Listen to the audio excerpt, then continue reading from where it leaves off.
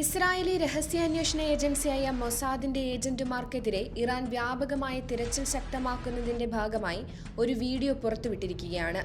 ഈ വീഡിയോയിൽ ഇറാനിലെ ബെഹ്റിസ്ഥാൻ കൗണ്ടിയിൽ കണ്ടാൽ അധികാരികളെ അറിയിക്കേണ്ട ഒരു മൊസാദ് ഏജന്റിന്റെ ചിത്രം ഉൾപ്പെടുത്തിയിട്ടുണ്ട്.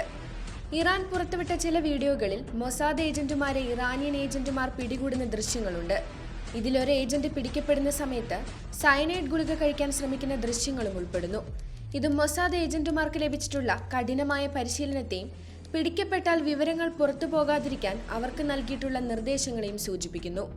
മറുവശത്ത് മൊസാദ് തന്നെ പുറത്തുവിട്ട ചില വീഡിയോകളിൽ തങ്ങൾ ഇറാനിൽ നിന്ന് മിസൈലുകൾ വിക്ഷേപിക്കുന്നതായും ഇറാനിയൻ പ്രതിരോധ സംവിധാനങ്ങളെ ആക്രമിക്കുന്നതായും അവകാശപ്പെടുന്നുണ്ട്.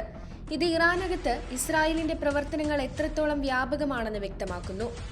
ഇറാൻ തങ്ങളുടെ രാജ്യത്തിനുള്ളിലെ മൊസാദ് ശൃംഖലയെ തകർക്കാൻ ശക്തമായ നടപടികൾ സ്വീകരിക്കുന്നുണ്ടെന്നും ചാരവൃത്തി ആരോപിച്ച് നിരവധി പേരെ അറസ്റ്റ് ചെയ്യുകയും ചിലരെ വധിക്കുകയും ചെയ്തതായി റിപ്പോർട്ടുകളുണ്ട്.